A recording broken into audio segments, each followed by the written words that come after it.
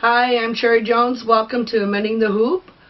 I have on the phone with me today Guy Reiter, and the subject this evening is about the back 40 mine. So we're going to speak about the no back 40 mine. Hi Guy, can you introduce yourself and let people know who you are? Yeah, hi, also, Anaquit Nittakam, Wylana Nitkaspiak, Wapasha, Nitpotam, Kashina, Nitski, Wakian, Wylana.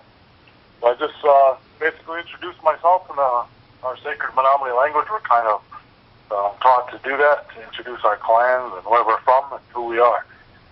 So my name is Anaquit, but if you look on my driver's license, it'll say Guy Reiter. I live here on the Menominee Indian Reservation. I'm a community organizer here on the res.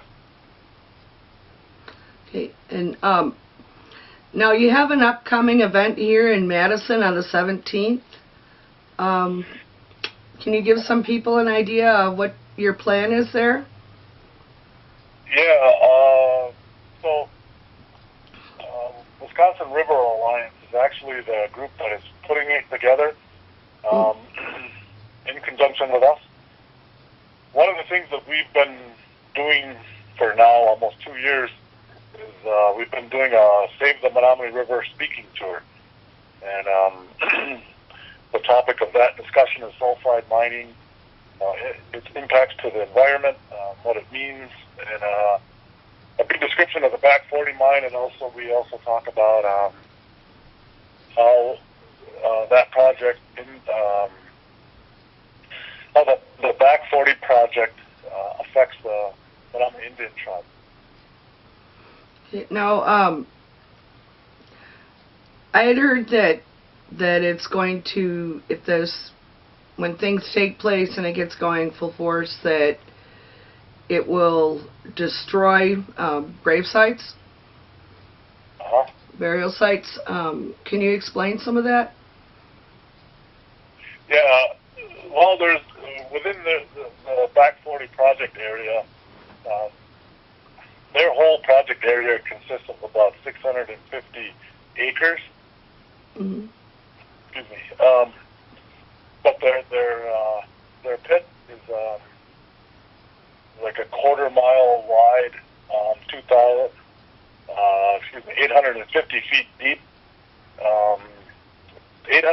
750 feet deep, which is about 2.5 Statue of Liberty standing on top of itself within the ground. The actual pit wall is going to be 150 feet short of the Menominee River. The project area itself, the burial mounds aren't going to be right located within the pit, but they'll be right next to it within their project area, which is going to be, a lot of blasting and tree cutting and earth moving activities. And we're for surely concerned about our burial mounds that are there, but also the raised agricultural fields, prehistoric raised agricultural fields, and the 22 sites that are going to be within the project area that are going to be taken out or decimated by the pit itself and by the treatment plant that they're going to build and the tailings ponds they're going to build. They're going to be removing quite a few of our ancestral sites. Mm-hmm. Yeah, that sounds pretty scary. Yep. So where exactly is that? Where they're going to dig the hole? Well, the pit itself is located in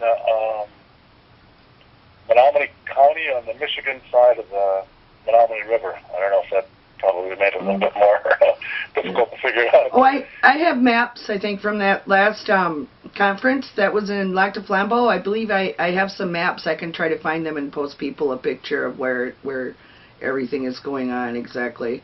So I guess that's hard to describe. But, it's probably, I guess the easiest way to understand where it is going to be is if you go to the mouth of the Menominee River and you go up 42 or 41 river miles, if you follow the river up 42 miles, you'll get right there. It's right within the 60 Islands locale, is what they call it. Okay. Now, there was some kind of walk this year, wasn't there, in regards to that, with a prayer walk that took place? Yeah, so we've done quite a few things in raising awareness about this mine, and also the impact it's going to have on our people. One of the very first things we did is we did a Menominee River water walk. We did that with the guidance and oversight of Grandma Josephine Mending, who's the original Mother Earth water walker. She walked around all 5 Great Lakes to raise awareness. She's continuing to walk. I think she just finished a walk or getting close to finishing another walk. But she's the original motivation for the water walk movement and the significance of the water. So she helped us walk every reservation here in Wisconsin. We walked from one of our sacred areas by the Wolf River. It's called Kashina Falls. And we walked to the mine site, which was about 126 miles away. And we were able to get that done in 3 days. Yeah, she's amazing. She's been all over the place. Yeah, it's one main thing that the water needs to be protected. Yeah, right now I'm wearing my Save the Menominee River shirt. The No Back 40 Mine. And so, how can people find out information from this? From what sites would you recommend them to go to? Well, I think the easiest place for anybody to find out about this particular Back 40 project, I mean, you could Google sulfide mining and find out all kinds of information about what it does and its capabilities of polluting its environment. But about the Back 40 mine project, you could go to MenomineeRiver.com. You can go to the Menominee Indian Tribe of Wisconsin's website, and that is www.noback40.org. Okay. About this project. So it's just so 2 websites there, MenomineeRiver.com, and then the tribe's website is noback40.org. Okay. And then now with the River Alliance, they're working along with you too? Or yes. So the River Alliance, they were involved in a project on the Menominee River. They installed 2 fish ladders on the Menominee River. I believe it was a multi-million-dollar project where there was a study done that studied the sturgeon population in Lake Michigan, and upon that study, it was found that I think it's somewhere of like 80 to 90% of the breeding stock of lake sturgeon in Lake Michigan only use the Menominee River to breed. yeah. So, Go ahead. I'm so sorry. the first dam on the Menominee River doesn't give the yearlings enough time to get their strength and to be able to grow up enough. They get just decimated by predators. So they wanted to give the yearlings enough room along the river to be able to have a fighting chance when they make it back to the lake.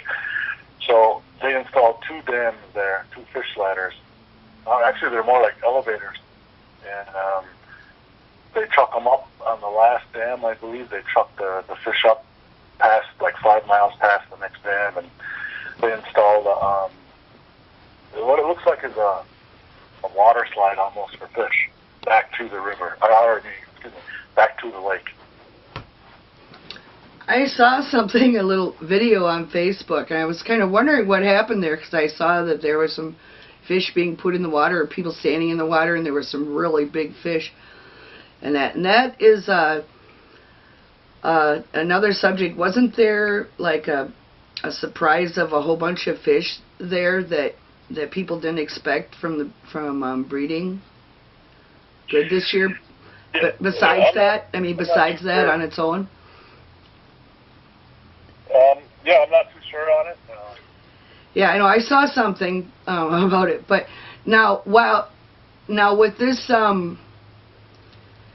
this Back 40 mine, how is that going to affect the sturgeon and the spawning in the Menominee River? Well, the thing is that if anybody Googles sulfide mines, you'll see the chemicals that are involved in that type of extraction.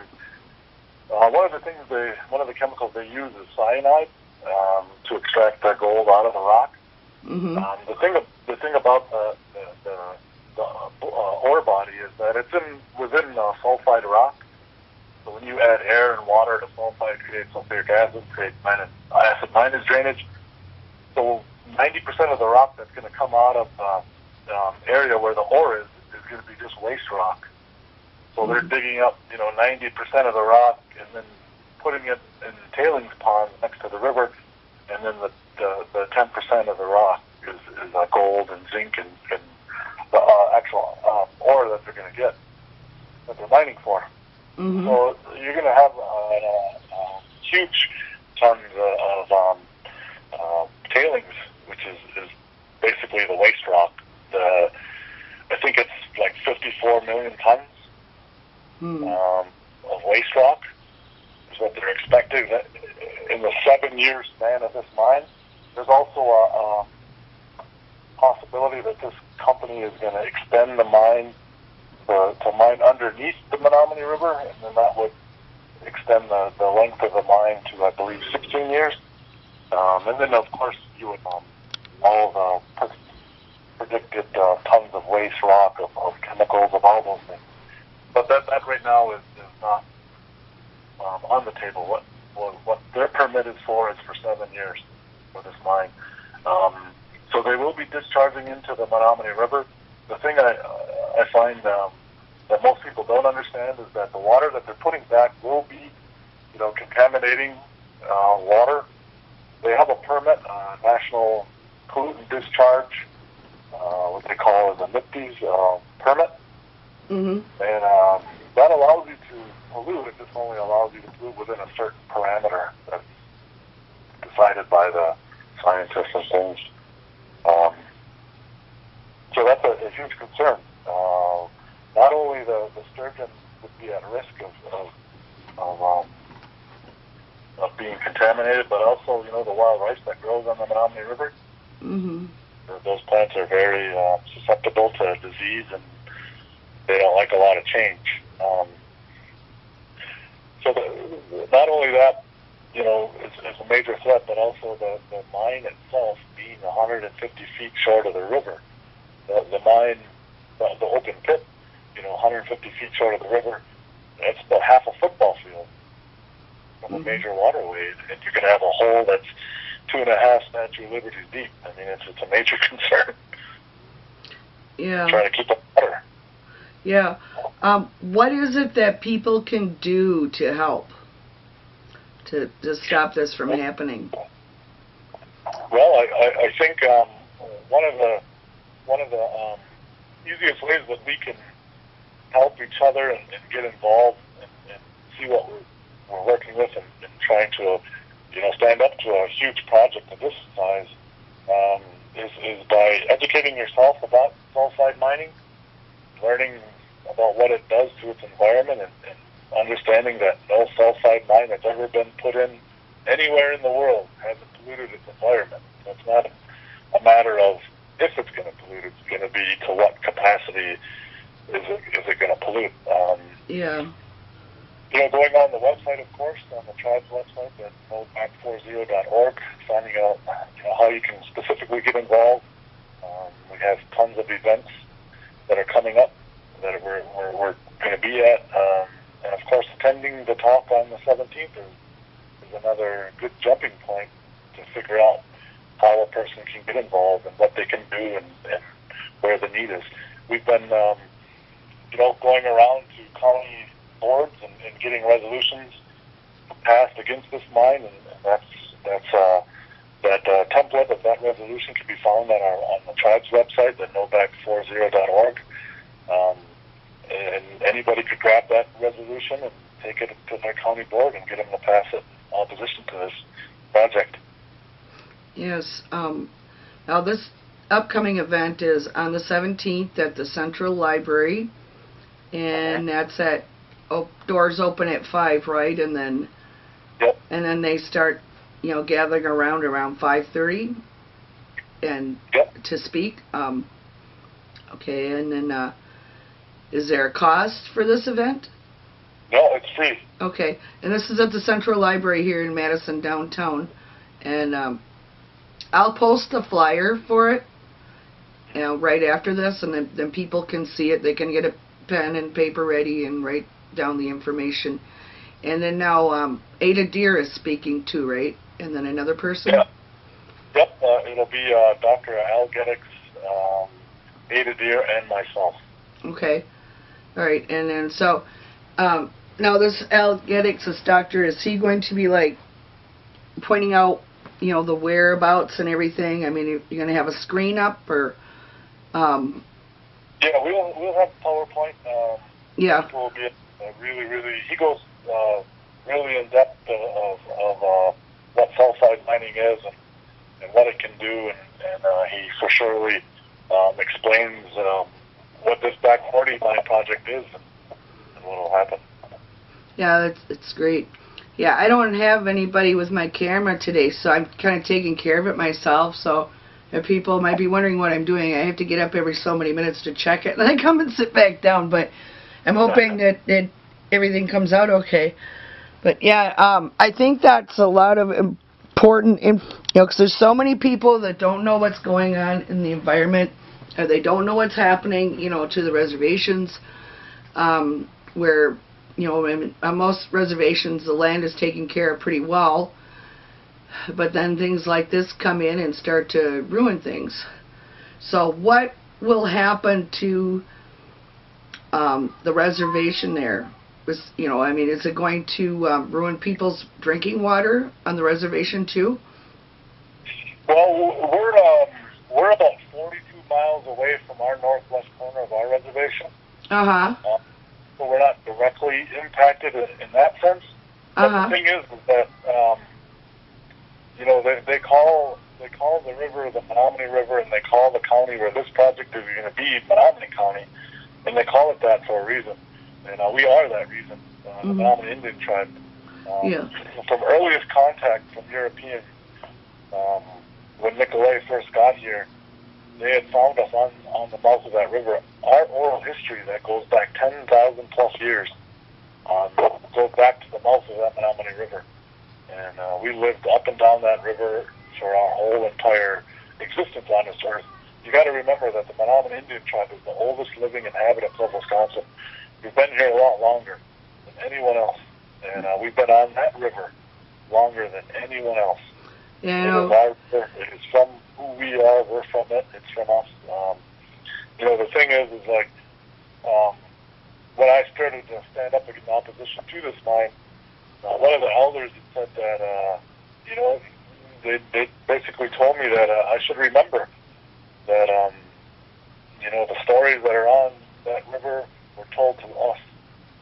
That our original responsibility was to that river and to that land there, and the one that gave us that responsibility was the Creator, thousands and thousands of years ago, and we can't forget that.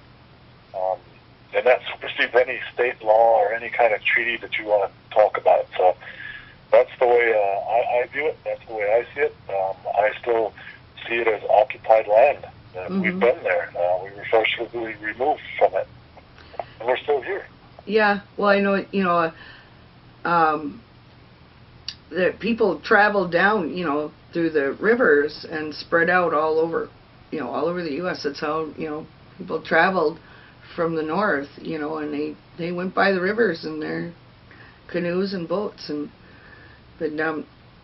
what I'm thinking is that, what's in line for this is the wildlife all around it, the animals, the fish, and everything, because that river flows and, it just carries it all down. It's just hard to say how far it's going to carry all that junk that is caused by mining.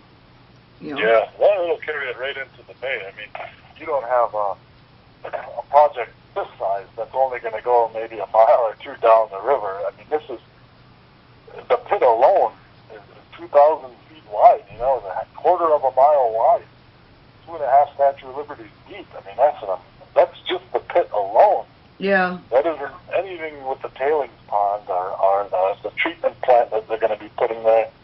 I mean, it's an amazingly huge project that people just don't understand. So how, what can stop this? What can stop it?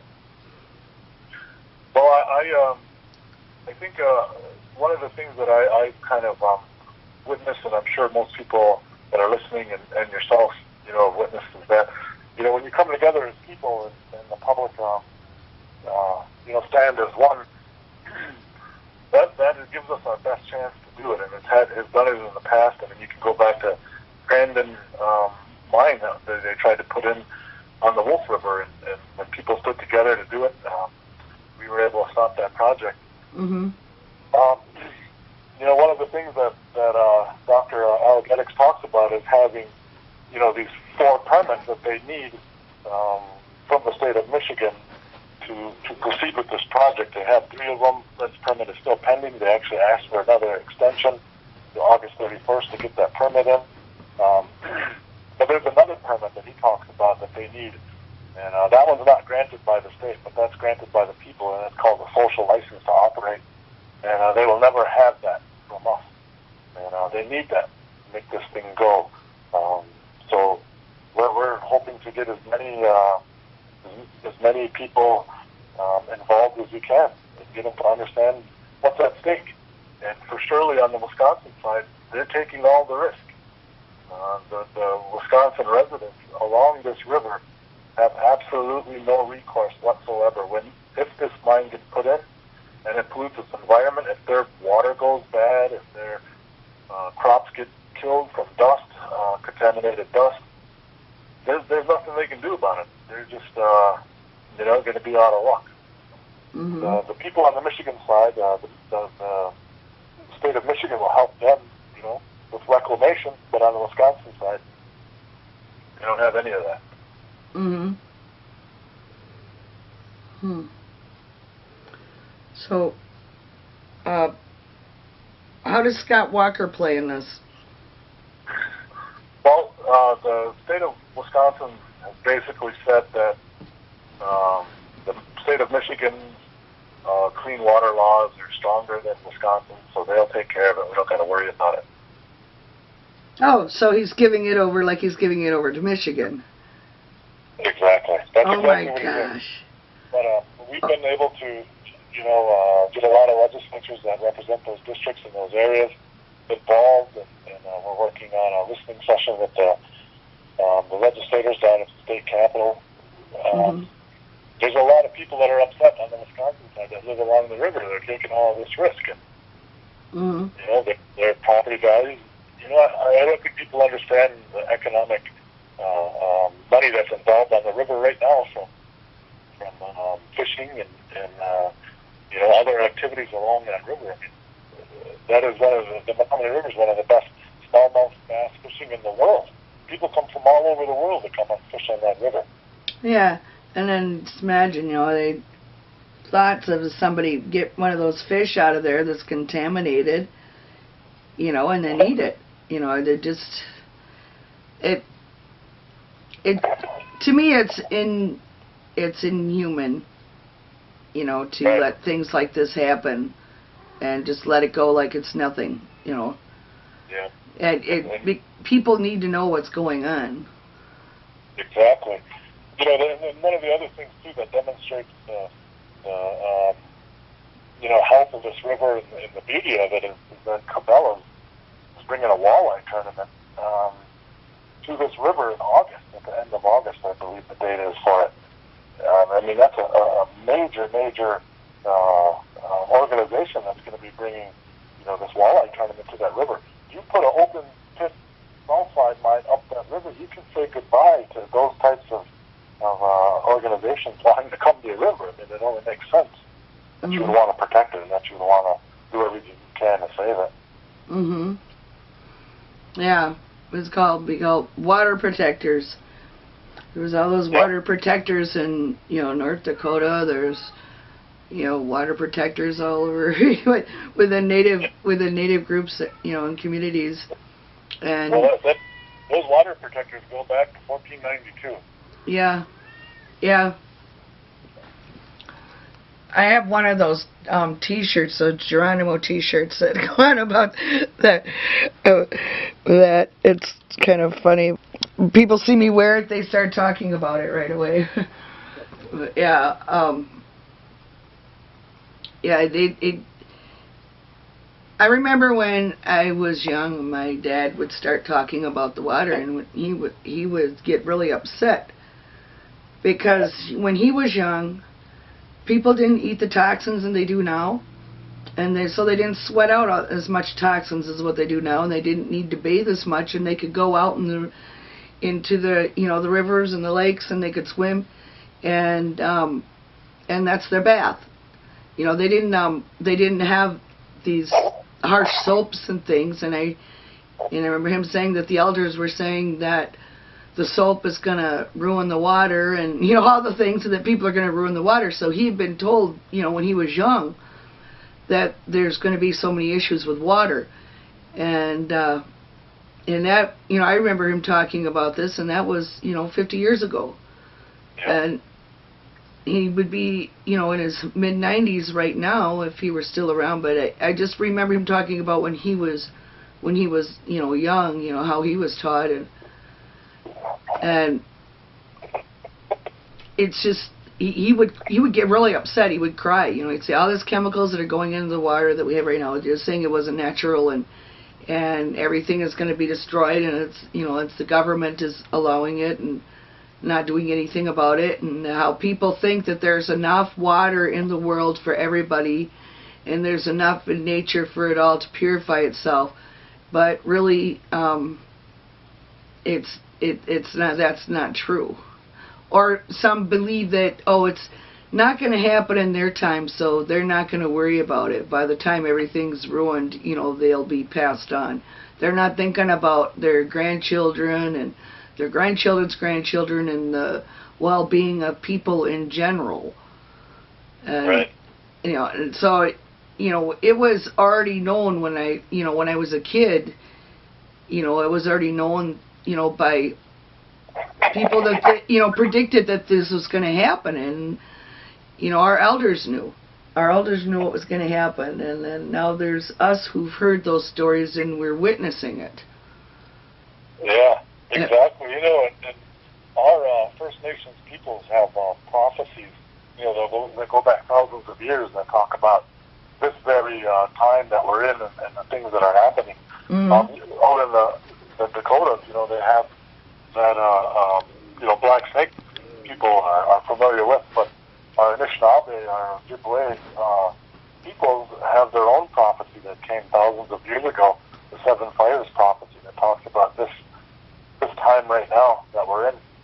And we got to make some serious decisions as a people of the life we're going to choose. And, it's ingrained, I think, in almost all Native Americans that you think of those 7 generations ahead of you. You make decisions for them. You can't borrow the earth from your grandkids and spoil it and kill it. It doesn't make any sense. So a lot of us are taught that, as kids, take care of this earth. Yeah. With the prophecies of the black snake, I was just thinking about that today. And then this comes up. I did a thing with Nona LaDuke a while back where she was at a workshop or a conference or something, and she was explaining the black snake to the group of people, and I videoed it and I had put it out. But anyways, it kind of went viral during the stuff that was going on in North Dakota. And I was thinking about today because they have an event, a Love Water Not Oil event going on this evening sometime. But anyways, I think it's at the Majestic. But I was thinking about that story of the snake, of the black snake, and how a lot of people don't know about the things that people have been told by their ancestors years ago, that people knew that these things were going to be happening, and and now it's all happening. And so it's like you said, it's up to us to work which way we can to come together as people and get it to stop, and that's why I really wanted to talk to you today before you had your event, so maybe I could bring some people to the event by putting it out. But I have 2 events that night, so the WYOU is having their benefit too, so I'm going to go to both. Anyways, I really wanted people who want to learn about the situation to go to your event and learn what they can. And, even when they're done, they can go over to the WYOU event if they want to, because they're doing a screening of about a video that a lady had put together for all the things that happened when Scott Walker got in office. A bunch of things, and the uproar that took place downtown, and a lot of things that people don't know. With all the people in the Capitol and everything that was going on with the unions and stuff. So, and the teachers and different things. But anyways, right. They could go to 2 events, one, and then when they're done, go down the street 3 blocks to the next event. Yeah.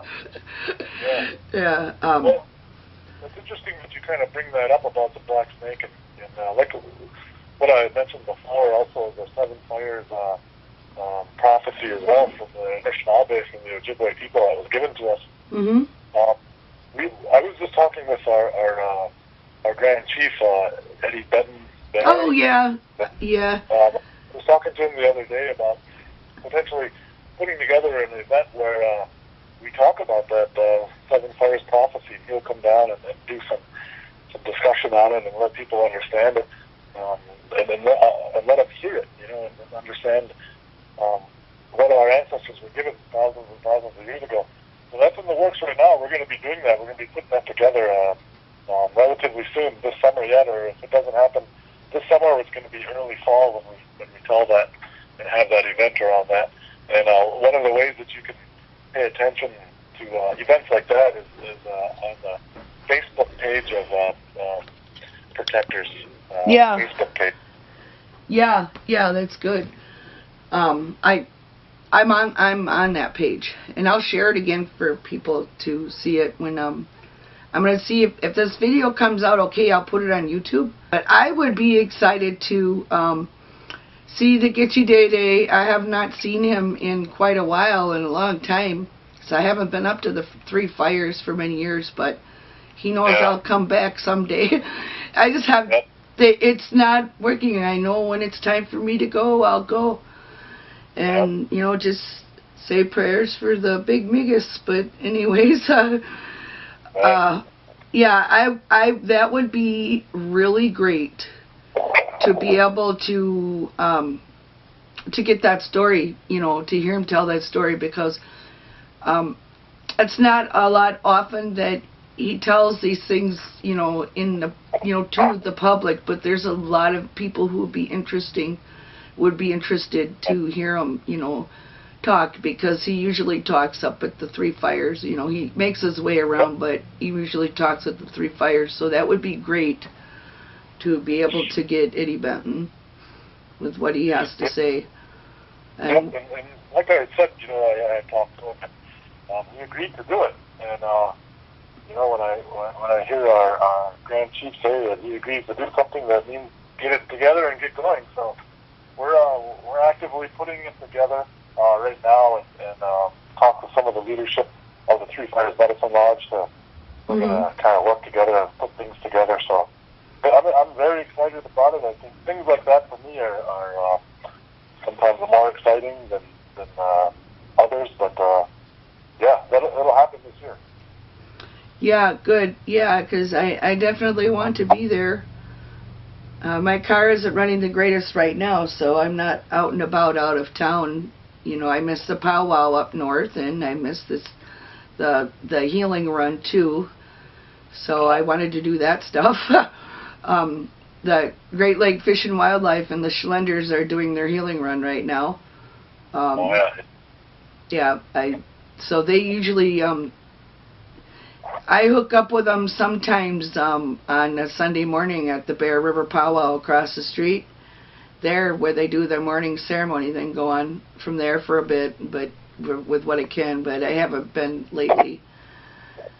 But anyways, those are things I'd like to do, but I'm stuck in the house, and I'm so glad I was able to get this story from you, because I couldn't go up north to get anything from anybody up to the Menominee res or up to the Ojibwe res up in Lac de Flambeau or anywhere, because I can't go anywhere.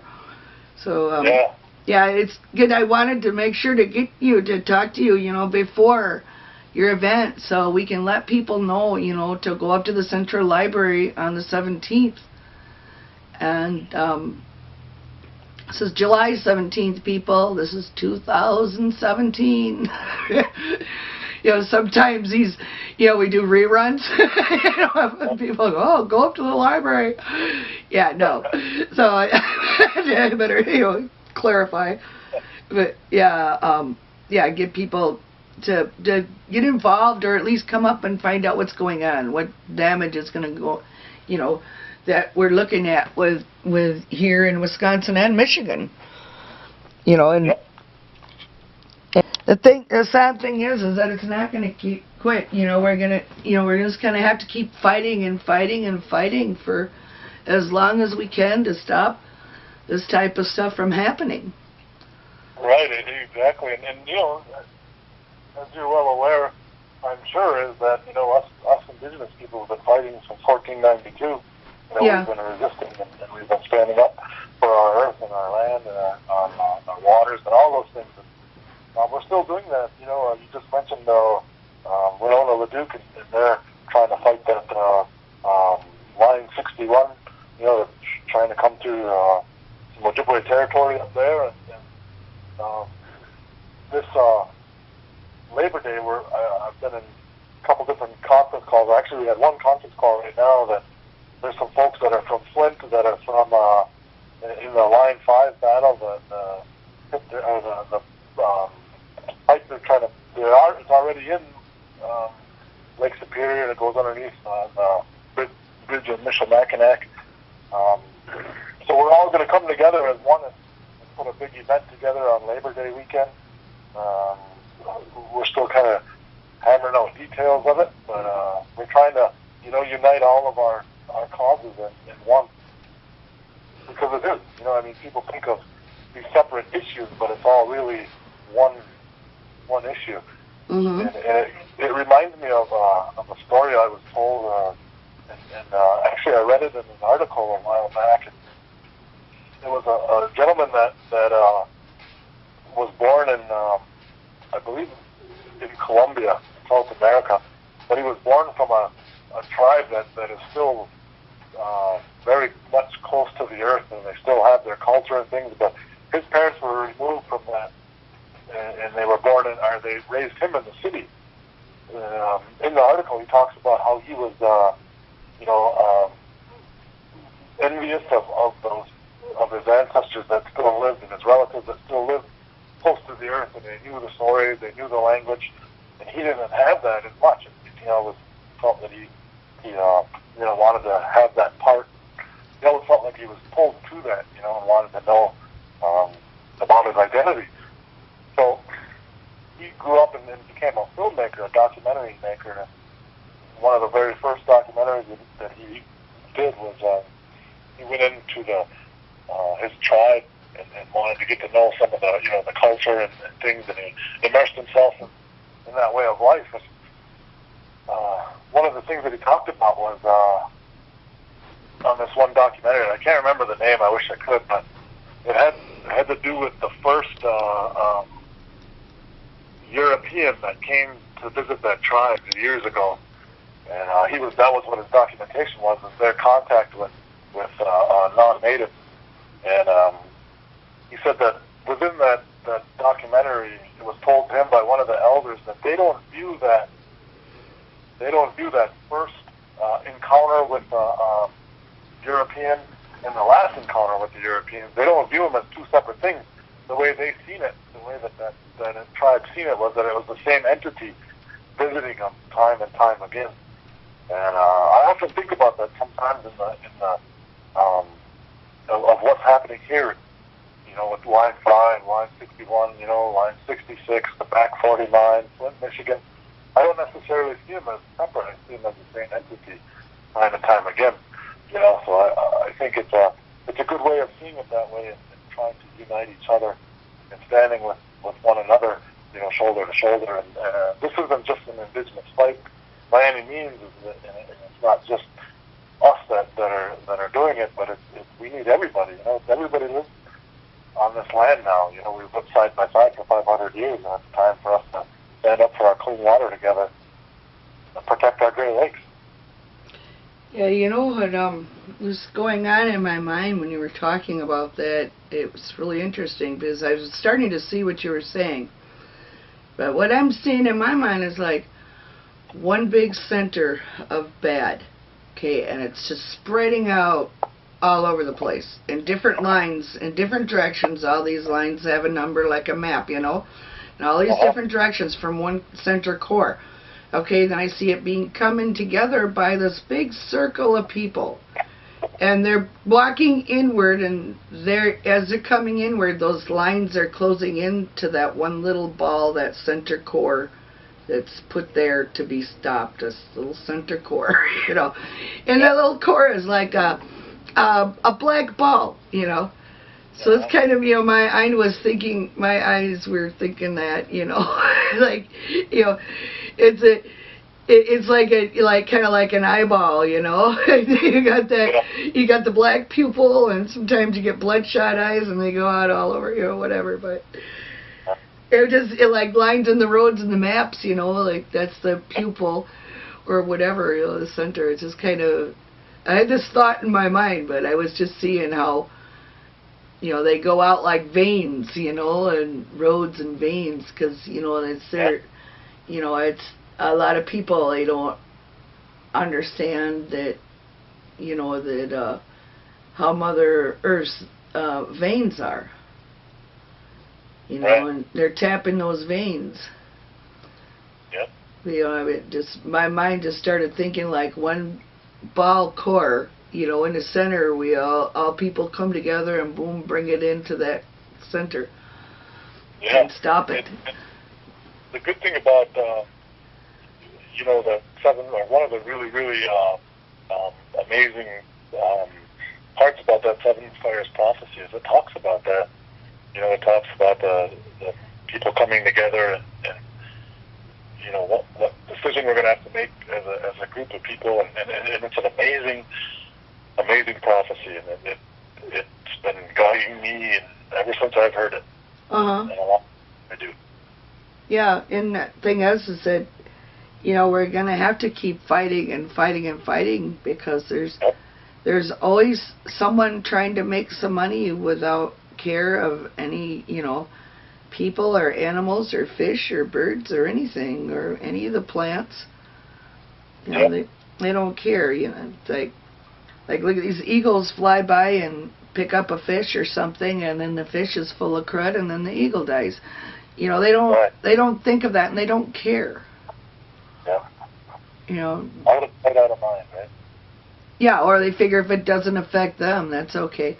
Or we can sell so-and-so's bottled water for so much money, you know, like I did a show I called Trump the Casino Dumps, you know, because Trump has his own line of water supposedly, but he's getting it from somebody's spring. He's buying it from somebody's spring and bottling it and tripling the money up on it, and people are buying it because they think of it as, oh, expensive water, special water, Trump water. Well, you could get it for $1 over here, you know, versus whatever they're going to charge for it. But I mean, there's a lot of people that are doing that, you know, and isn't Nestle doing something like that too? Yeah, a lot of water rights in Michigan right now. Their permit is going through as well, through the DEQ, the Department of Environmental Quality in Michigan. that I believe that actually CEO was caught on tape talking about that water rights should be private and not public. Trying to privatize the water. Yeah. It's scary stuff when you start hearing some of that talk. Oh, right after I first started doing my show about 3.5 years ago, I'm not sure exactly when it was, but it was within the first few months, a friend of mine took me to a natural water spring, and I'm trying to think of the name of the town. It was Big Bend. And along the highway is, you drive down the highway in one of the main strips there. I don't have the name of it in my mind right now, but of the highway or the road. But you can see like a little water pump and a little spring. Well, the man that owns the property leaves that water open to anybody who wants to come and get it because, he says the Mother Earth gives it to us for free. And if people want clean drinking water, they can come down here and get it because their water systems have been contaminated. And so people like from the neighboring towns who had contaminated water there came and got it for free. But he lets anybody come and fill their jugs up. I should get some more, go back in time and look at some of my old shows and get that information on him again. His name was Red, and he was an elder, but he was really nice. He was just saying that he can't see, people keep saying how much money he can make off that water. He says he can't see, with, such a gift that he's got, on his property, charging people when he gets it for free. And right. So, and there was like an old bottling, or some kind of plant in some room on his property from the people who had it before, But I don't know if he inherited. I think he inherited the property or something. I don't know, but I don't remember exact details. I'm sorry, I'm babbling on. But I'm going to bring up that information again so I can give that out to people so people know that they can go and get this water because he said the people have been healing from it. Wow. Yeah, that people have been drinking it and healing from it. And so he said, with a gift from their creator like that, he doesn't think he should charge anybody. And then you look and see how wealthy some of these big corporations are and you just say, wow, Eventually, I think what's going to happen is they're going to want everybody to buy all their bottled water. These places that have all this, buy the water. What are we going to do when it's time to take a bath? Right. It costs, $50 to take a bath or something.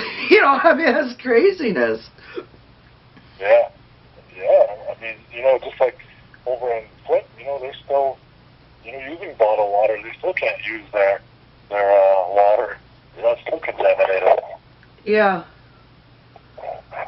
Yeah, that was a really sick situation there too. Yeah. Yep.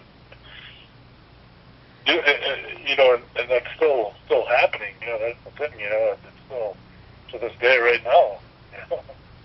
Happening. People are using some of that water to shower and to cook because they have no other means to get fresh water. Yeah. That's the thing is when you're in a place of poverty, your options are limited.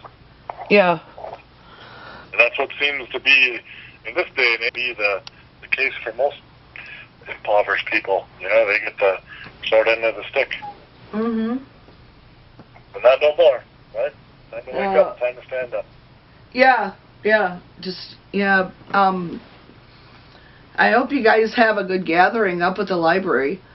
I'm going to be there for the first hour, then I have to take off to my event with WYOU, but I'll be there for the first hour and get what I can. I got permission through the person from the Alliance, and they said the library gave me the okay. So I'll try to get the first hour or talk with some people the first half hour before it starts, too. And then, but... I don't even know what time it is. Do you know what time it is right now? 2:55. Okay, yeah, we got a few minutes yet. We got about 10 minutes yet.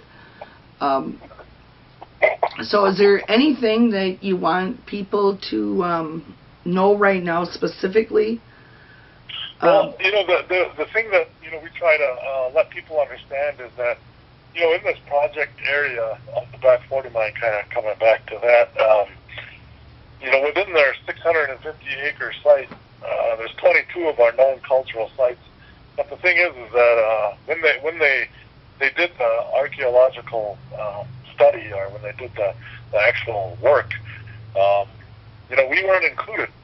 We weren't involved, and it's just hard for me to understand that we weren't included in that. So basically, that company, I believe it was CCRG from Minnesota, they did do some half decent work, but the thing is that they determined what was significant and what wasn't significant to us, and I don't know, I don't see how people can understand that, or not understand that, I should say. But the thing is that these, when you look at the maps of the Back 40 project, you're really just looking in a window, and what I want to say is that what people understand that from the mouth of that Menominee River all the way up that river is cultural sites. It's an extremely large archaeological landscape. It's not just a few isolated sites.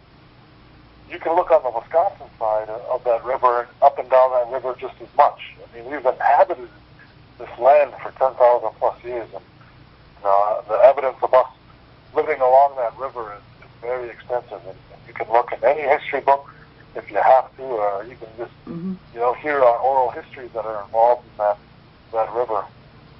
And I've heard just some of the ignorance of some of the local people saying, well, why does the Menominee people care about these burials now? Where were they in the 50s and 60s when they were digging those burials up and putting them in universities and studying the craniums and studying the bones? And I actually heard that from somebody that voiced that to me, and I said, where we were at that time, we got terminated as a Native American tribe, and we were fighting to get restored as a tribe. And you got to pick and choose, what you can do, and you're only limited when there's 1,000 fires going on, and you're trying to put out, as many as you can. So it's not that we didn't care. It's not that we wouldn't be there. We do care. We care a whole heck of a lot. It's just that, when you're terminated as a tribe, you got priorities, right? I mean, well, there's some people. But it's just that type of ignorance. People think that we as Indians just graciously moved over and said, okay, you guys have this, and we'll happily go to our reservation and live there the rest of our lives. We fought the whole way. We're still fighting. Yeah. And we've endured genocide here. We've endured boarding schools. We've endured forced relocation. We've endured it all. Termination. And we're still here. We're not going anywhere. We're still fighting. Yeah. And the thing is, they don't notify people properly of the things that they're going to be doing. You'll clue them in, make all these decisions in advance, and then plop it out there, and then you guys all have to figure out what to do about it. You guys, within the the tribal council there and the environmentalist and everybody, they did that same type of stuff up on with the other mining that was going on up north. Two other things, they didn't, and they also did that in North Dakota too. Yep. They made all these decisions in advance, and they didn't consult the people, these big corporations that are putting this stuff together to build. They don't give the proper information or enough information to the people as to what their plans are. Yeah, I mean they have a lot of sugary words, and they quote it, and they put it in a manner that seems to be not so intrusive, or they act like they don't lie, or they don't put these things in there in these permits to make it seem like, well, we really do talk to these people, we really do reach out to them, and we're trying to work with them, and it's like, you say that, but you don't at all, because Yeah. you're only seeing one thing, and you're seeing the money, and that's it. Yeah, it's the opposite. The opposite. The camera shut itself off. Can you tell again about what happened in Oklahoma? I'm sorry. I don't know why I did that, but... Yeah, well, I was just basically saying, I forgot what the tribe is suing one of the sand fracking or the natural gas companies down in Oklahoma for creating earthquakes. Because they say that they're getting more earthquakes now than they've ever had before. And it's because of the way that the companies extract the natural gas out of the earth. They shoot the water chemical mix, into the earth, and it creates these voids and all that. I think it's the Pawnee Nation that's the one that's suing the Oklahoma oil company. Okay. Right. Yeah. So some of the data that they said is that Oklahoma would naturally get earthquakes, and they would be relatively small, like a 3.3. I'm just bringing up that article right now. It says from like 1980 to 2000, Oklahoma averaged only 2 earthquakes a year of a magnitude of 2.7 or higher. And it says that number jumped to about 2,500 in 2014, then to 4,000 in 2015, amid a boom in hydraulic fracking, fracking, process of injecting high-pressure mix of water, sand, and gravel, and chemicals into the rock to extract oil and gas. So it had dropped to 2,500 last year after Oklahoma restricted the volume of wastewater injection, according to a new study by the Federal Geological Survey. And it's amazing, Think of that. I found that article on, the New York Times.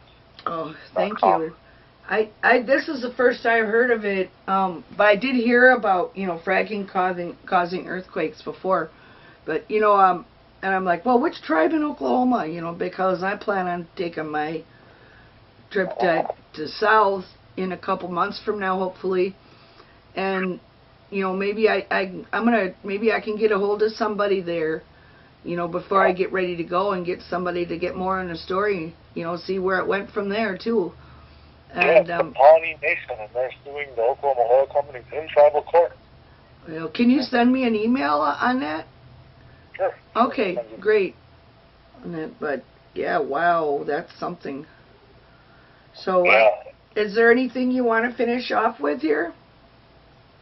I don't think so, just that I hope people, get involved and educate themselves about the effects of sulfide mining and come over to the city library there on the 17th and learn a little bit more and see how we can unite to protect our land and our water and our animals. Okay. Thank you much, and I want to make sure everybody knows, get your pen and paper ready. I'm going to post the info for you on their event so you can write it down. So that is July 17th at 5:00 p.m. at the Central Library downtown. So I'll post your flyer for everybody. Thank you much, Guy. Okay. And I'll see you on the 17th. Okay. Have a good day. I'll send you this email here momentarily. Excuse me? I'll send you the email here momentarily. Okay. All right. Great. Yeah. Well, maybe I could even get somebody on the phone with that next week too, or something, and see if they want to talk about it. Because that's something Wisconsin needs to know. They need to know what really does happen with this. They maybe get more people involved. Exactly. So anyways, Geekawaba Memenawa Minigishagad, it's a good day. Hey. Wow. Yeah, Miigwech. Also. Oh, yeah.